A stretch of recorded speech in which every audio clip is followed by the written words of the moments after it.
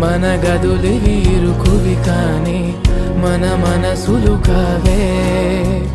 ఎగరడమే తెలియదు గాని ఏ గొలుసులు లేవే.